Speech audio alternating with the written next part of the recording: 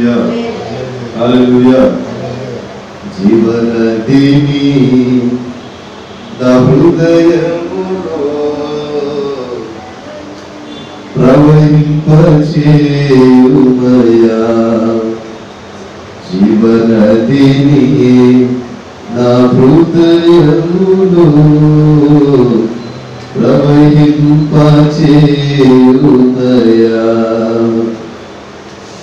శరీర క్రియలన్నీయో నాలో నశింపచేయుమయా.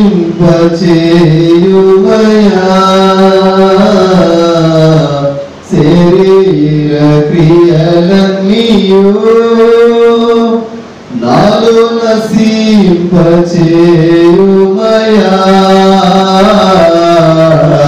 జీవనదిని నా హృదయములో ప్రవహింపచేయుమయా.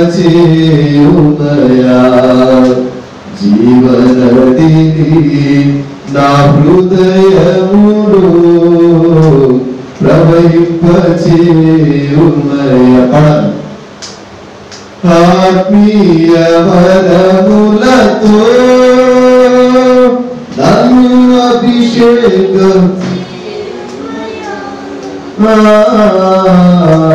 ఆత్మీయ వరములతో నన్ను అభిషేకం చేయుమయా. జీవనదిని నా హృదయములో ప్రవహింపచేయుమయా. జీవనదిని నా హృదయములో ప్రవహింపచేయుమయా. ఎండిన ఎముకలన్నీయు తిరిగి జీవింపచేయుమయా.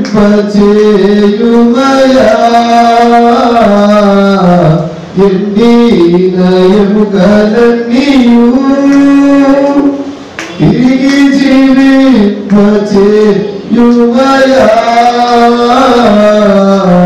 జీవనదిని ప్రవహింపచేయుమయా. జీవనదిని నా హృదయములో ప్రవహింపచేయుమయా.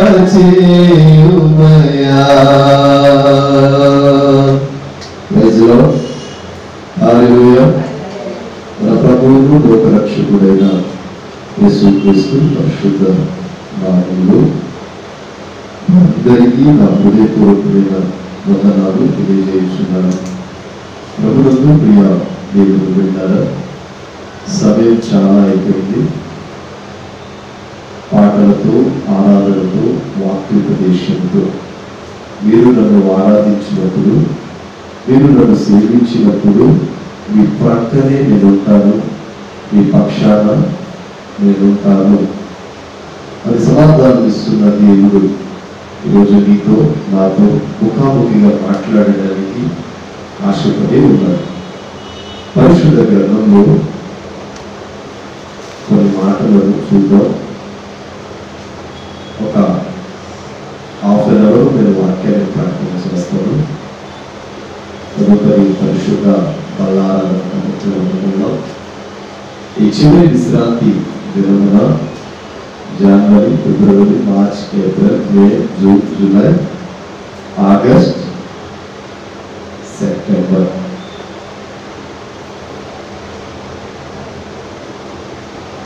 అనేది ఇంకెన్ని మాసాలు ఉన్నాయి? 3 నెలలు. అంటే దేవుని బిడ్డలారా, వినే విధేయతలు ప్రభు సన్నిధిలో విజ్ఞాపన చేసినప్పుడు దేవుడు మన ప్రార్థన ఆలకిస్తాడు అని చెప్పుకోవడంలో ఏమాత్రం సందేహం లేదు. పరిశుద్ధ గ్రంథంలో మనం కొన్ని మాటలను నేర్చుకుందాం. ఇది కూడా పరిశుద్ధ బైబిల్ గ్రంథంలో ద్వితీయోపదేశకాండం 13వ అధ్యాయం, ద్వితీయోపదేశకాండం 13వ అధ్యాయము 4వ వాక్యం.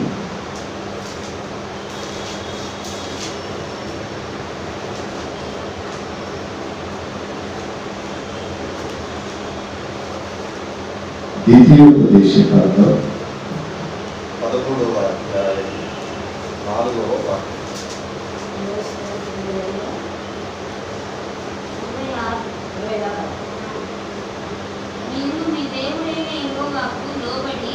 మీరు మీ దేవుడైన యెహోవాకు లోబడి ఆయనకే భయపడి ఆ ఆయన ఆజ్ఞలను అనుసరించి ఆ ఆయన మాట విని ఆ ఆయనను సేవించి ఆయనను హత్తుకొని ఉండవలెను. Praise lord. మీరు మీ దేవుడైన యెహోవాకు భయపడి లోబడి ఆయన ఆజ్ఞలను అనుసరించి ఆయన మాటను ఆయనను సేవించి ఆయనను హత్తుకొని ప్రార్థించండి.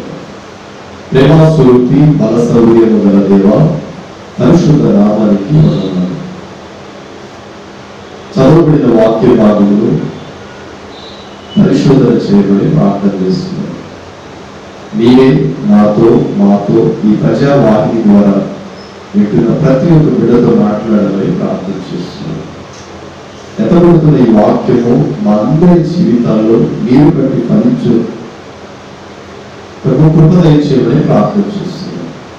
ఒక్కొక్క మాట ఒక్కొక్క ప్రభు విధముగా మీరు మాకు బోధించమని ప్రార్థిస్తున్నాను. అది నాకు అర్థంగా సహాయం చేయండి. యేసు నామములో ప్రార్థిస్తున్నాను తండ్రి. అవును. పరిశుద్ధ గ్రంథంలో చదవబడిన వాక్య భాగాన్ని చూస్తే దేవునికి లోబడుట అంటే మొట్టమొదటిగా చదవబడిన వాక్యం మీరు మీ దేవుడైన యెహోవాకు ఏమవ్వాలంట? లోబడి ఉండాలంట. ఈ మాట చదివిన వెంటనే మనందరి జీవితాల్లో ఆలోచన వచ్చింది.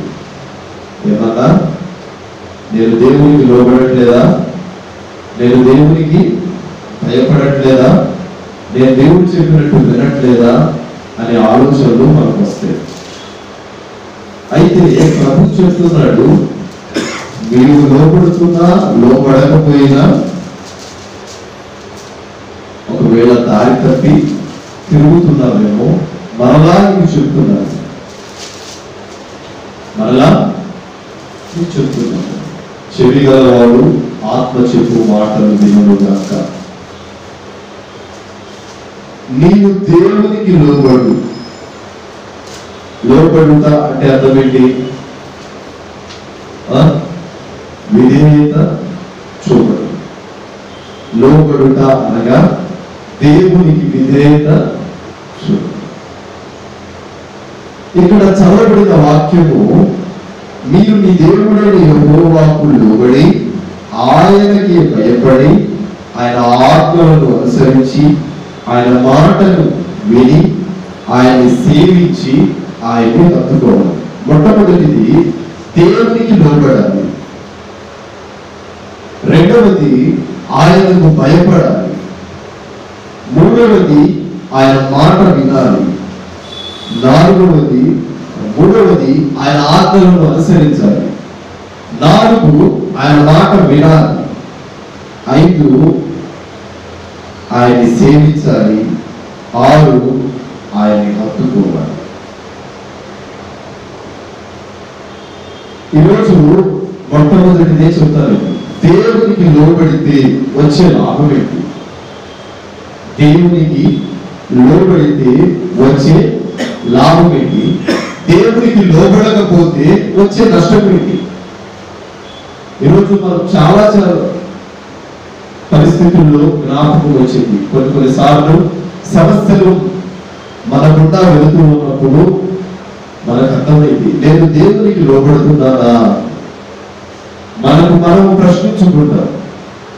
నా దేవుని బిడ్డలారా, పరిశుద్ధ గ్రంథములో లూకాసు వార్త 2వ అధ్యాయము 51వ వాక్యములో చాలా అర్థవంతంగా రాయబడింది. లూకాసు వార్త 2వ అధ్యాయము 51వ వాక్య భాగం. ఈ ద్వితీయోపదేశ కాండములో భక్తుడైన మోషే రాశాడు. దేవుడు మోషే చేత రచించాడు. ఆయన చెప్తున్నాడు కదా, దేవునికి లోబడి ఉండు. అయితే దానికి అర్థాన్ని మనం చూద్దాం. లూకా సువార్త 2వ అధ్యాయము 51వ వాక్యం చదువుతారా? కొత్త నిబంధన పుస్తకం 2వ అధ్యాయము 51.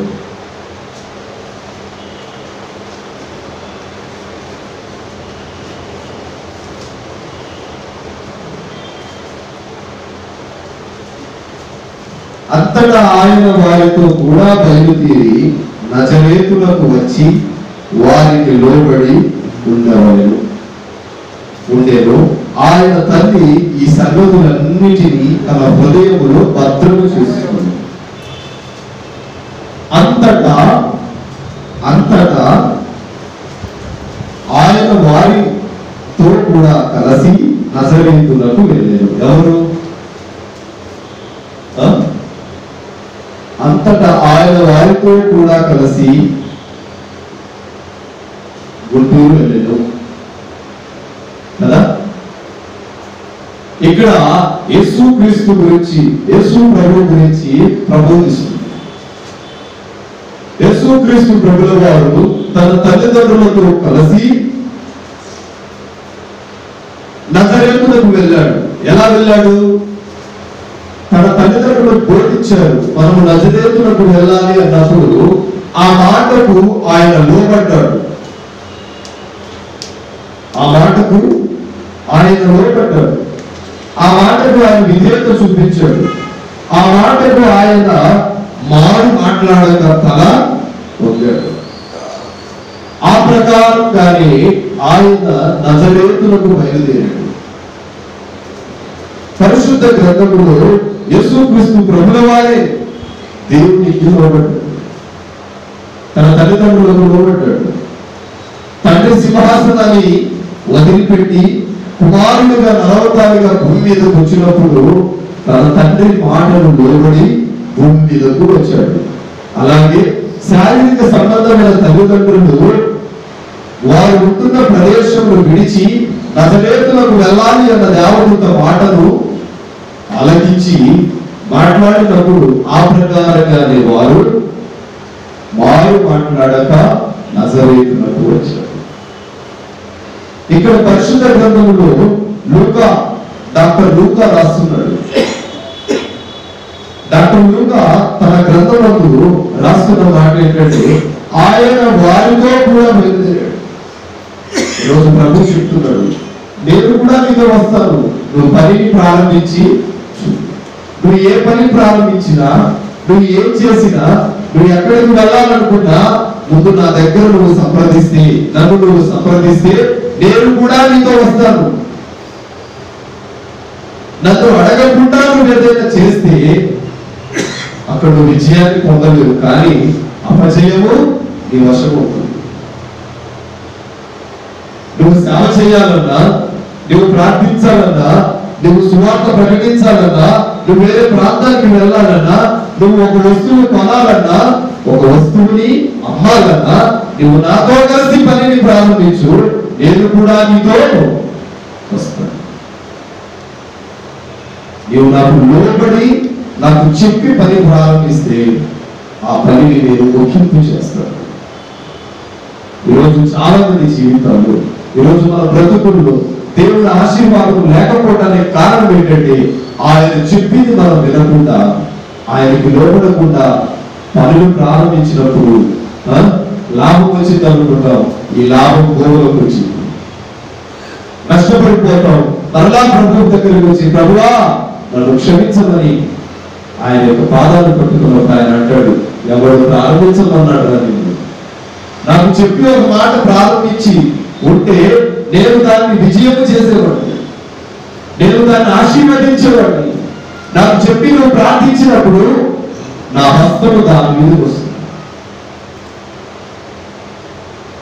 దేవుడు పెట్టారు. ఉద్యోగం కావాలనుకుంటున్నావు, ప్రార్థన చేసి ఆ సర్టిఫికెట్లు అప్లై చేయి, దేవుడు ఉద్యోగాలు ఇస్తాడు. మందిరాన్ని కట్టాలనుకుంటున్నావు, స్థలం కొనాలనుకుంటున్నావు, లేదా పరిచర్యను ప్రారంభించాలనుకుంటున్నావు, సేవ ధర్మాన్ని ప్రారంభించాలనుకుంటున్నావు.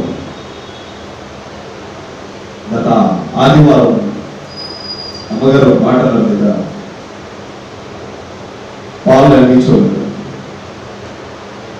మొట్టమొదటిసారి నలుగురితో సేవ ప్రారంభించాడు.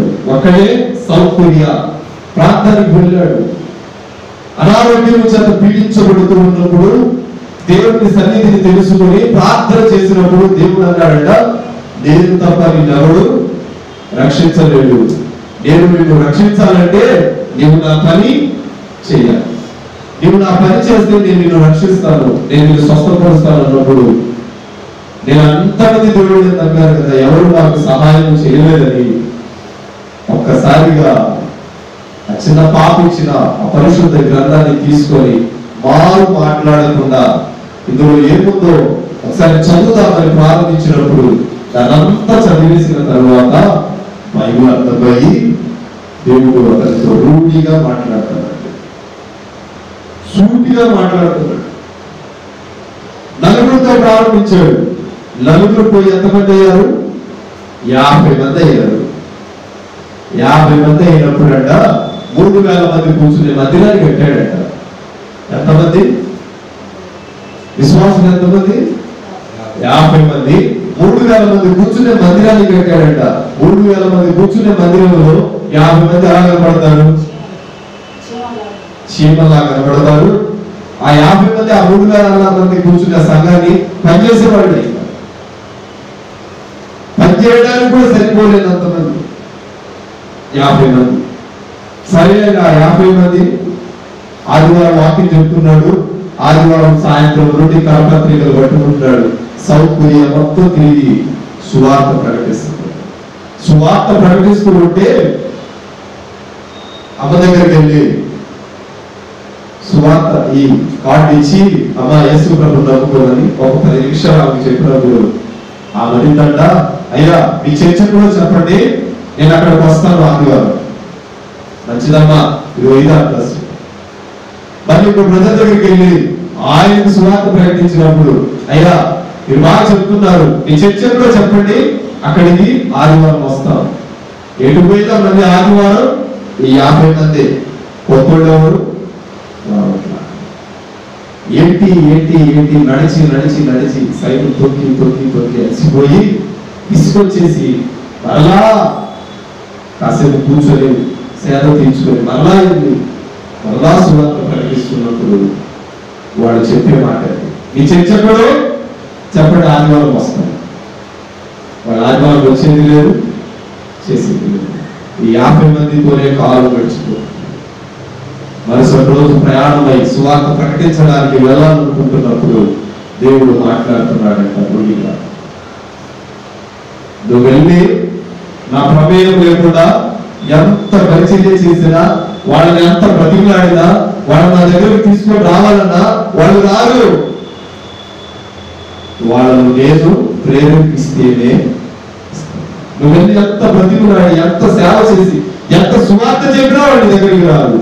అదే నేను ప్రేరేపిస్తే వాడు నీ దగ్గరకు వస్తాడు. నేనేం చేయాలి ప్రభువా? నువ్వు చేసేది ఏం లేదు, మోకాడు కూర్చొని ప్రార్థన చేయి, ప్రజలు నీ ఎంత కూర్చున్నారు అని ఏం చేస్తాను. దేవుడు వింటారా? మోకాళ్ళ మీద ఉండి ప్రార్థన చేస్తూ చేస్తూ ఉన్నప్పుడు రోజు ఒక అనుభవాన్ని ప్రభు దగ్గర పొందుకుంటున్నాడు. రోజుకు ఒక అనుభవం పొందుకుంటూ ఉన్నప్పుడు ఒక రోజు ప్రభు మాట్లాడాడంట, జనములకు నేను నిన్ను స్వాస్థ్యముగా ఇవ్వబోతున్నాను, వాళ్ళని నేను దగ్గరకు పంపించబోతున్నాను, నీవు బలము కలిగి ప్రార్థన చేయి, ఇంకా బలంగా ప్రార్థన చేయమన్నప్పుడు ఆయన ప్రార్థన చేస్తూ ఉన్నప్పుడు తన దర్శనంలో వేలాది నది, లక్షలాది నదిని దేవుడు చూపించాడు. హల్లెలూయా, హల్లెలూయా. నా ప్రార్థన చేస్తూ ఉంటే నువ్వు ఇక్కడే కూర్చొని ప్రార్థన చేయండి, అక్కడికి కాదు. నువ్వు వెళ్ళి సువార్త ప్రకటిస్తే ఇంత వస్తారేమో, నువ్వు ప్రార్థన చేస్తే నేను వాళ్ళని ప్రభావితం చేస్తాను, వాళ్ళని నేను ప్రేరేపిస్తాను, వాళ్ళందరూ ఇక్కడికి వస్తారు. ఇంచుమించు చాలా తక్కువ వారాన్ని ప్రార్థన చేశాడు. ఆ 50 మందితో కంటిన్యూ అయిపోతున్నాడు. మిగిలిన రోజులన్నీ ప్రార్థనలో గడుపుతున్నాడు. చాలా తక్కువ టైంలో విస్తారంగా ప్రజలు పెరిగిపోయారు. ఆయన మందిరాన్ని చూసామా? సోషల్ మీడియాలో కల్చర్ వెళ్తున్నారు. ప్రపంచ దేశాల్లో గల అతి పెద్ద మందిరం పాల్ చూడాలి. 25 లక్షల మంది కూర్చుంటారు ఒక ఆరాధన. 25 లక్షల మంది కూర్చుంటారు. దాన్ని చూస్తే స్టేడియం లాగా కనిపించింది. అది స్టేడియమే అలా కట్టించాడు. ఒక ఆరాధనకి 25 లక్షల మంది అంటే చూసుకోండి, అంతమందిని ప్రభావితం చేశాడు. ఎలా? కూర్చొని ఒక కాళ్ళ మీద ఉండి చాలా తక్కువ టైంలో ప్రార్థన చేశాడు. దేవుడు చెప్పిన మాటలు విని లోబడి భయపడి విధేయత చూపించి ప్రార్థనలో ఒక కాళ్ళ మీద ఉండి పెరుగులాడుతూ ఉంటే దేవుడు ఒక్కొక్క అభిషేకం ఇస్తూ ఉన్నప్పుడు, ఆ అభిషేకాన్ని పొందుకుంటున్నప్పుడు ఆ అనుభవంలో ఇంకా ప్రార్థన చేయాలి, ఇంకా సేవించాలి అనే ఆలోచన కలిగి బలంగా ప్రార్థన చేస్తున్నప్పుడు ఈనాటికి ప్రపంచ దేశాలలో ఆయన 120 సార్లు తిరిగాడట. ప్రపంచ దేశాలన్నిటినీ 120 సార్లు తిరిగి సువార్త ప్రకటించారు. చాలాసార్లు హైదరాబాద్ కూడా వచ్చారు. హైదరాబాద్లో కొమరంపాలి రాక్ చర్చి దైవ సేవకులు ఆత్మీయత అయ్యగారి వాళ్ళు చర్చికి పిలిపించారు. హైదరాబాద్ రాక్ చర్చి బజార్ లో ఉంటుంది. అక్కడికి వచ్చారు. వచ్చినప్పుడు ఆయన అన్నాడు, మీరు నన్ను చూడమాకండి, నా ద్వారా దేవుడు మీ జీవితాలను మార్పు ఏ విధంగా మార్చబోతున్నాడో ఆ మాటలు వినండి, మారు మనసు పొందండి, దేవుడి జీవితంలో కార్యం చేస్తాడు. నన్ను మాత్రం చూడవద్దు, నేను దేవుడి చాటున ఉన్నాను, నా ముందు దేవుడు ఉన్నాడు, నా మాటల వైపు చెయ్యండి అని అన్నప్పుడు ఆ ఆరాధనకు వచ్చిన వారిలో 95% మంది మార్చబడ్డారు. చాలా గొప్ప దైవ సేవకుడు పాల్ చూడాలి. ఒక సెమినార్ నిమిత్తం ఏసన్న గారు పాలయాగించో గారు ఆ దక్షిణ కొరియా వెళ్ళినప్పుడు ఒక పెద్ద స్టేడియంలో విస్తారంగా సేవకుల సదస్సు జరుగుతూ ఉంటే ఏసన్న గారు గేడ దగ్గర కూర్చొని లోపలికి అనుమతి లేదు, అక్కడికి వెళ్ళాలి అంటే వాళ్ళ దేశం పేరు పాటు కావాలంట, సేవకులు అక్కడికి వెళ్ళాలి అంటే అనుమతి లేదు. ఆ గేడ దగ్గర కూర్చొని ప్రార్థన చేస్తూ ఉన్నాడు, అయ్యా ఈ యొక్క ఉద్యమాన్ని నా దేశంలో ఎప్పుడు పిలిపిస్తారు? అన్ని భాషల్లో మాట్లాడుతూ గంతులిస్తూ ప్రభుని ఆరాధిస్తూ ఉన్నప్పుడు దైవ సేవకుడు ప్రసంగిస్తున్నాడు. ఆ అభిషేకాన్ని చూసి కంటదడి పెట్టుకొని ఈ అభిషేకం నా దేశంలో ఈ కృపతో ఉత్సవాన్ని ప్రార్థన చేస్తున్నాడు. మన కళ్ళ ముందే కనబడుతున్న ఎంతో మంది భక్తులు, వారు మనుషులే, మరి వాళ్ళను దేవుడు ఈ రీతిగా ఆశీర్వదించడానికి కారణం ఏంటి? వాళ్ళ ప్రార్థన, వాళ్ళ మోకాళ్ళు ఊరి ప్రభు కొరకు ప్రాణత్యాగం చేయడానికైనా సిద్ధపడ్డారు. కాబట్టి వారి ఆత్మీయ జీవితాల్లో దేవుడు అభివృద్ధిని కనపరిచారు. వాళ్ళతో మాట్లాడిన దేవుడితో మాట్లాడారు. వాళ్ళని సందర్శించిన దేవుడు నిన్ను సందర్శించాడా?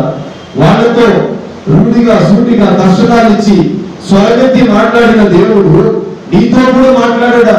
మాట్లాడతాడు. కానీ మనం ఆయనకి ఇవ్వవలసిన సమయాన్ని ఇవ్వకుండా దొంగలిస్తున్నాం. దొంగలిచ్చేటప్పుడు దొంగతనం చేసేవాడిని దొంగ అంటే ఒప్పుకుంటాడా? ఒప్పుకుంటాడా? 10 రూపాయలు దొంగతనం చేసేవాడిని వాడిని చూసి పట్టుకొని అరే నువ్వు దొంగ అంటే ఒప్పుకుంటాడా? ఒప్పుకోడు. నేను దొంగ కాదు అంటాడు. అలాగే దేవుడి సమయాన్ని దొంగలిస్తున్నామని అడిగితే నేను ఎక్కడ దొంగలిస్తున్నాను పాస్టర్ గారు అని అంటారా లేదా? ఎందుకంటే మన తప్పు మనం కప్పుపుచ్చుకుంటాం, మన తప్పుని మనం కప్పుపుచ్చుకుంటాం. కానీ దేవుడు అంటున్నాడు, నీలో తప్పు ఎంతుందో నాకు బాగా తెలుసు, నువ్వు దాన్ని కప్పుపుచ్చుకోకు, నా దగ్గర ఒప్పుకో, నాకు విధేయత చూపించు, నీ జీవితంలో కార్యం చేస్తాను. ఈరోజు దేవుడికి లోబడిన వారి జీవితాల్లో దేవుడంట ఆశీర్వాదములు వరుగుగా ఇస్తాడు. ఇక్కడ యేసుక్రీస్తు తన తల్లిదండ్రులకు లోబడినప్పుడు అతడు అతడు వారి యొక్క జీవిత జన్మలో జ్ఞానవంతుడుగా తీర్చబడ్డాడు. శాస్త్రులు, పరిసయ్యులు, మత గురువులు, తత్వవేత్తలు, బోధకులు, సిద్ధాంతకులు అందరూ సమాజ మందిరం దగ్గర కూర్చొని ఉన్నప్పుడు యేసు ప్రభు ఒక మాట అన్నారంట, నువ్వు ఎక్కడి నుండి వచ్చావు, నువ్వెవరు అన్నప్పుడు ఆయన మాట్లాడే మాట తీరును చూసి అన్నారంట, ఇతనికి ఇంతటి జ్ఞానం ఎక్కడి నుండి వచ్చింది. ఈరోజు నిన్ను నన్ను చూసి వీళ్ళకి ఇంతటి జ్ఞానం ఎక్కడి నుండి వచ్చింది. సలోనాన్ని చూసి ఏమన్నారు, కింద ఉన్న మంత్రులు ఏమన్నారు, ఇతనికి రాత్రికి రాత్రి అభిషేకం పొందాడు. మొట్టమొదటిసారి తండ్రి సింహాసనం మరణించిన తర్వాత సింహాసనం ఎక్కినప్పుడు సమర్పించాలి అంటే భయపడ్డాడు, వణికాడు, ఏం మాట్లాడాలో అర్థం కాలేదు. కానీ ఆ రాత్రి అంతా మొకాళ్ళ మీద కూర్చొని ప్రార్థన చేసినప్పుడు మరుసటి రోజు ఉదయాన్ని సమర్థించడానికి సింహాసనం ఎక్కినప్పుడు తను సమర్థిస్తూ ఉంటే వారందరూ ఆశ్చర్యపడి ప్రభువుని సేవించారు అన్నది బైబిల్లో. వాడు అనుకున్నారట, ఇతనికి ఇంతటి జ్ఞానం ఎక్కడి నుండి వచ్చింది అనుకున్నప్పుడు ఆయన అన్నాడట, ఇది యెహోవా వలన నాకు కలిగింది. భక్తుల చరిత్రలో గణము గారు కానీ అతని దేవుడి బిడ్డ స్టెఫెన్, పాల్గొనగర్ గారు కానీ ఇలాంటి వారి జీవితాలలో దేవుడు చేసిన అద్భుతాలు అనేకం. బైబిల్ చాలా స్పష్టంగా చెప్తుంది, నీవు నాకు లోబడితే దేవుని ఆశీర్వదిస్తాను, నీవు నాకు విధేయత చూపిస్తే, నీవు ముందు కూర్చొని ప్రార్థన చేయి, నువ్వు కూర్చున్న ప్రదేశాన్ని నేను నీకు ఆశీర్వాదకరంగా ఇస్తాను. చూద్దామా ఫిబ్రవరికి రాసిన పత్రిక 11వ అధ్యాయము 8వ వాక్యం. ఫిబ్రవరికి రాసిన పత్రిక 11వ అధ్యాయం 8వ వాక్యం.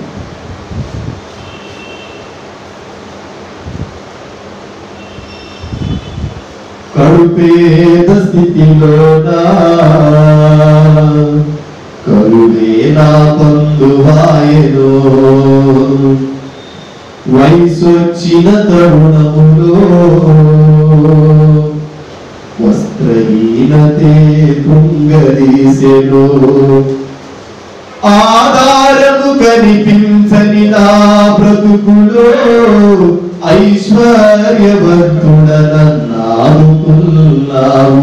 ఏ ఆధారము కనిపించని నా బ్రతుకులో ఐశ్వర్యవంతుడనన్నాదుకున్నావు.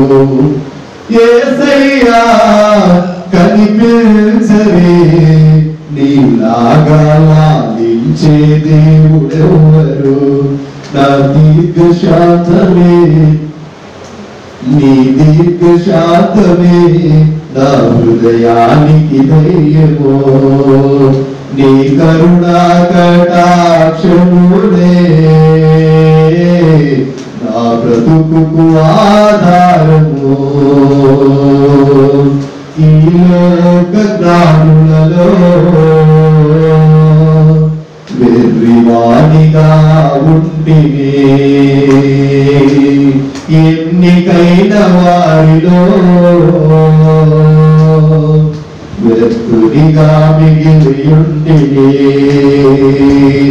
తృణీకరించబడిన నా బ్రతుకులో కరుణా సంపన్నుడనెన్నుకున్నావు.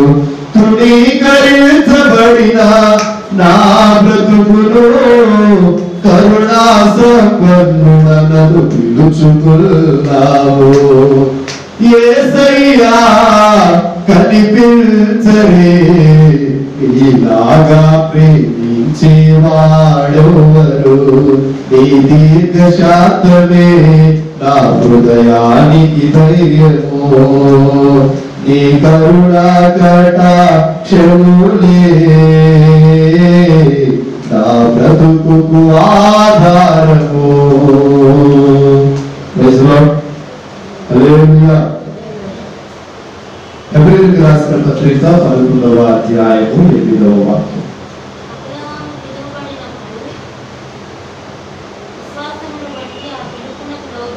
అబ్రహాము పిలువబడినప్పుడు విశ్వాసములకు లోబడి ఆ పిలుపులకు భయపడి తాను స్వాస్థ్యముగా పొందలేబోతున్న ప్రదేశంలో బయలువెళ్ళెను. అది ఎక్కడికి వెళ్ళాలో తెలియక బయలుదేరాను. విశ్వాసమును బట్టి అతడును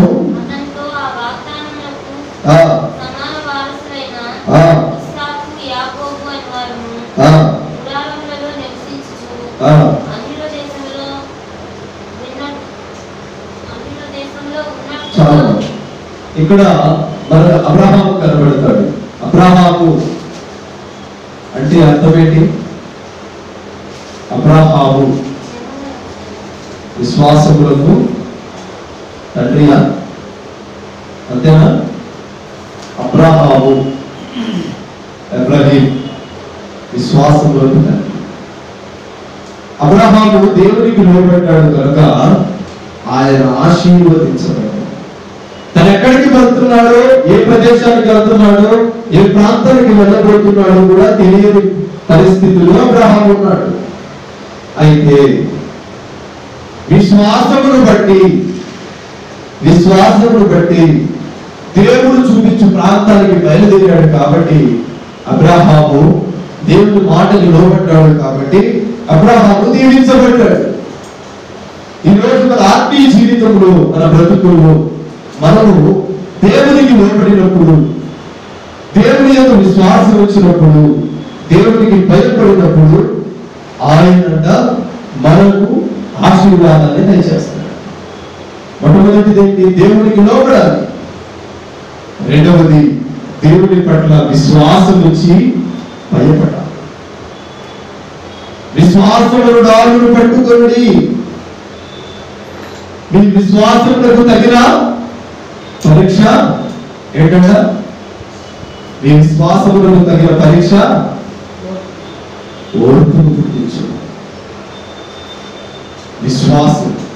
విశ్వాసములకు తగిన పరీక్ష అతనికి ఓర్పు పుట్టించింది కాబట్టి ఆయన విశ్వాసములకు తండ్రిగా పెట్టాడు, విశ్వాసులకు తండ్రిగా పెట్టాడు.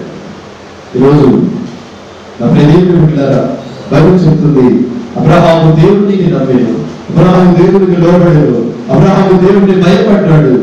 అప్పుడు ఆయన ఆశీర్వదించబడ్డాడు, దీవించబడ్డాడు అని చెప్పడంలో ఏమాత్రము సందేహం ఉంది.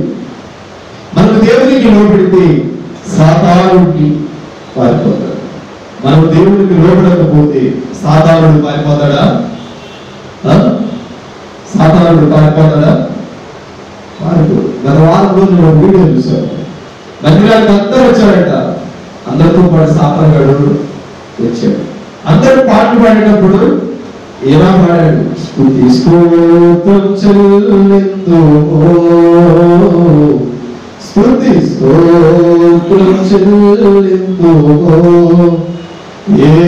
యేసునాథుని మేలులు తలచి స్తోత్రం చెల్లిందో, స్తుతి స్తోత్రం చెల్లిందో. దీవారాత్రములు కంటి పాపవలే కాచియా, దీవారాత్రములు కంటి పాపవలే కాచి.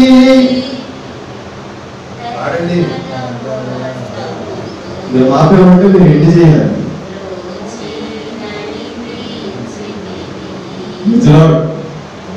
సాతాను గారు కూడా వచ్చాడు మందిరానికి.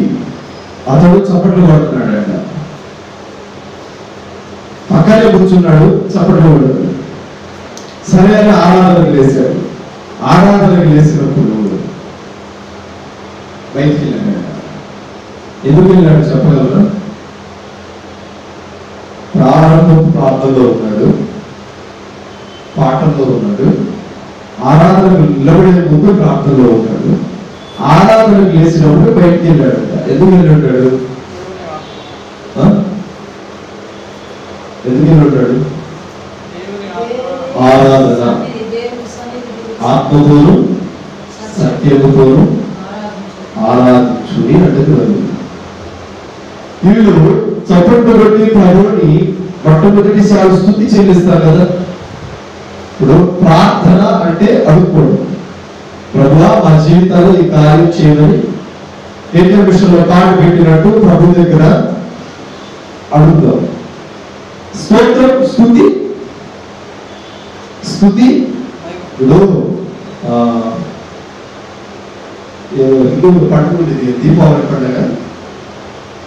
దీపం వెలిగిస్తారు, అందులో ఆకులు పోస్తారు అనమాట. ఆముదమ నూనె పోసినప్పుడు అది ఆరిపోతూ ఉన్నప్పుడు కొంచెం నూనె పోస్తే ఏమైంది? కొంచెం పెరిగింది బాగా. ఇంకా కొంచెం వేస్తే ఇంకా పెద్ద మాట వచ్చింది. అయితే ఒక స్తుతి చెప్తే ఒక స్టెప్, 100 స్తుతులు చెప్తే స్తుతి స్తుతి స్తుతి స్తుతి, 1000 స్తుతులు చెప్తే ఇంకా ఆయనకి తిరుగులేదు. ఇంకా అన్య భాషలు మాట్లాడి దేవుడు వరాన్ని దయచేస్తాడు. ఇంకా తిరుగులేని భక్తే. 10,000 స్తుతులు చెప్తే ఒప్పించింది అనుకుంటా అమ్మ, వరంగా కానుక కదా, గిఫ్ట్గా కంప్లీట్ చేస్తున్నారా? 10,000 స్తుతులు. స్తుతి అంటే దీపము వెలగాలి అంటే, దీపము వెలగాలి అంటే ఈ ఆముదం ఎంత అవసరమో ప్రభువుని పొగుడుతున్నాం, ప్రభువుని ఆరాధిస్తున్నాం, ప్రభువుని ఘనపరుస్తున్నాం. స్తుతి ఘనత మహిమలకు ఆయనే పాత్రుడు కాబట్టి, ఏ కార్యం చేసినా ఆయనే సంసిద్ధుడు కాబట్టి ఆయన సేవించడానికి స్తుతిస్తున్నాం. మరి ప్రార్థన, చాలా మంది ప్రార్థన గంటలు చేస్తారు, స్తుతి మాత్రం 10 నిమిషాలు కూడా మాట్లాడారు. ప్రార్థన 5 నిమిషాలు చేసి స్తుతి గంటసేపు మాట్లాడితే అతని మీదకి అభిషేకం వచ్చింది కాదంటారా? ఒకళ్ళ మీద ఉండి నువ్వు స్తుతి ఒక అర్ధగంట సేపు దేవుని స్తుతించు, మీరు వెంటనే దేవుడు సమాధానం ఇచ్చి నీ ప్రార్థనలతో మాట్లాడతాడు. ఎవరో నన్ను పిలుస్తున్నాడు అంటారు ప్రభు. భూలోకమందు ఎవరో నన్ను పిలుస్తున్నారు, వెళ్ళి చూసినప్పటి అని దేవుడికి పంపిస్తాడు. ప్రభువా నీ కుమారుడు మీరు సేవిస్తున్నాడు, అసలు ఏంటో కనుక్కోండి, మీరే రావాలంట, మిమ్మల్ని స్తుతిస్తున్నాడు, మీరే రావాలంట అని అన్నప్పుడు దేవుడు ప్రార్థనకి చెవి పెడతాడో లేదో తెలియదు కానీ నీవు స్తుతులు చెప్పడం ప్రారంభిస్తే ఒక చెవి నీకు లేవు. ప్రార్థన ఏటీఎం మిషన్ దగ్గరికి వెళ్ళి ఏటీఎం కార్డు పెడతాం. దీనికి డబ్బులు రావడానికి దానికి పాస్వర్డ్ ఉంటుంది, పెడతాం, తీసేస్తాం, డబ్బులు వస్తాయి. అలాగే ప్రభు దగ్గరకు వచ్చి చాలా మంది ప్రభుని ఏటీఎం మిషన్ అనుకుని ప్రార్థించిన వెంటనే నా జీవితంలో కార్యం జరగాలన్నా, 5 నిమిషాలు కూడా లేట్ అవ్వకూడదన్నా, వెంటనే జరగాలి అని ప్రభుతో వాదనాడుతూ ఉంటాం. నువ్వు స్తుతిస్తేనే కదా ఆయన నీకు కానికిచ్చేది. నువ్వు పని చేస్తే ఆ పనికి తగ్గ ప్రతిఫలం వస్తుంది. పని చేయకుండా ప్రతిఫలం రావాలి అంటే అది ఆశించడం అంతపే. నువ్వు ముందు తెల్లవారుజామున సూర్యోదయం కాకులు గద్దలు కోళ్ళు పెయ్యకముందే నేను మీ సన్నిధిని స్తుతించాలి అని దావీదు ఏ విధంగా తీర్మానం చేసుకున్నాడో మనం కూడా తీర్మానం చేయాలి. దావీదు తన రాజ్య సంస్థానంలో పనిచేస్తున్న తన పనివాళ్ళను కూర్చోబెట్టి మధ్యాహ్నం వేళ 4,000 మంది పనివాళ్ళ చేత స్తుతి చెల్లిస్తున్నాడంట. ప్రభు పని చేసుకోవాలి కదా, ఒరే మీరు పనులు పని చేయండి అని చెప్పకుండా మీరు స్తుతి చెల్లించని ప్రభుత్వాన్ని కూర్చోబెట్టి స్తుతిస్తున్నాడంట. ఆ స్తుతి ప్రభు విని దావీదు ఎంతో దీవించాడు. అందుకు దావీదు అంటాడు, ఇతడు నా హృదయానుసారుడు. స్తుతి నీ ఉన్న స్థితిని మార్చేస్తుంది.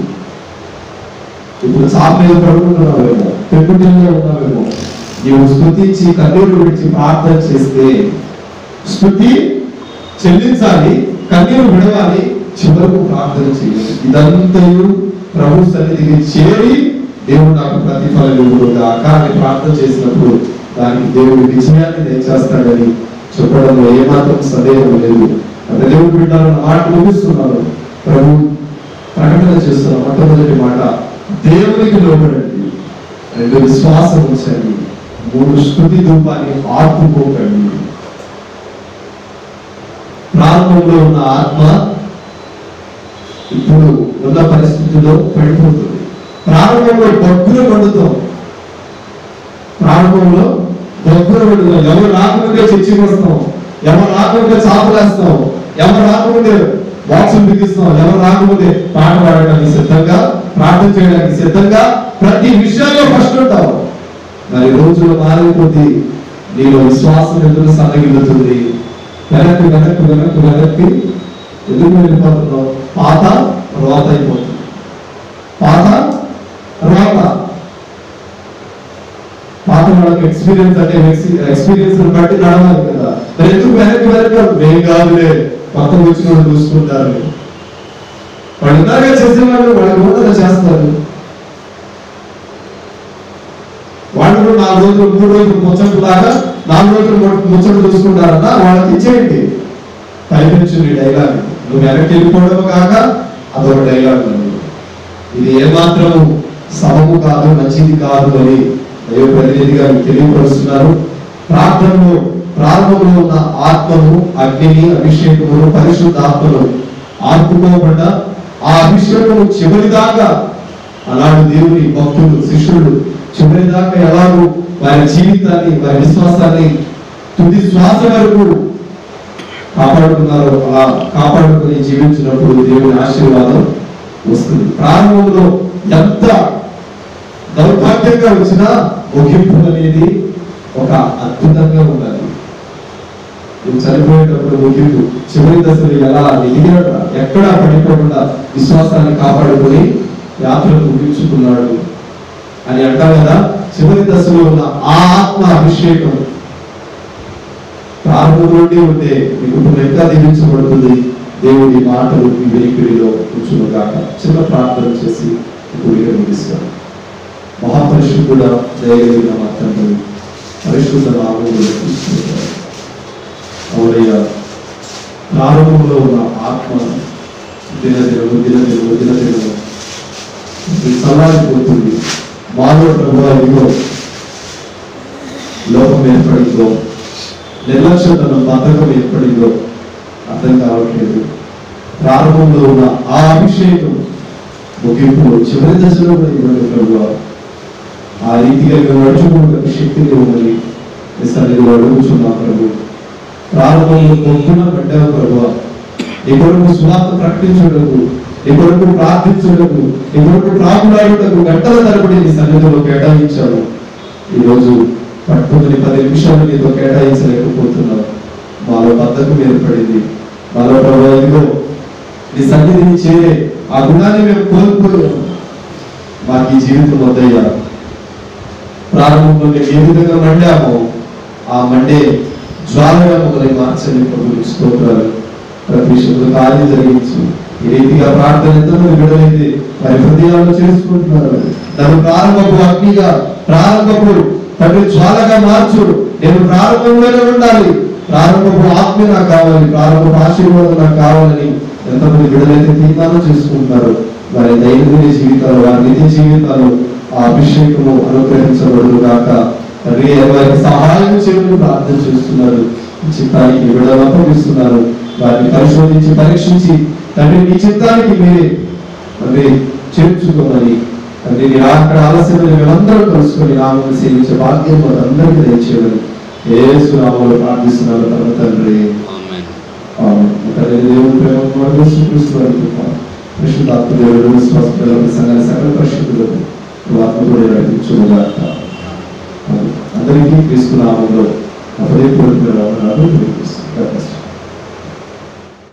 మా చిరునామా బ్రదర్ బి అభిషేక్ నాయక్, నాగేశ్వరం తండా, మాచవరం మండలం, గుంటూరు డిస్టిక్. మా ఫోన్ నెంబర్ 76590 182 92930.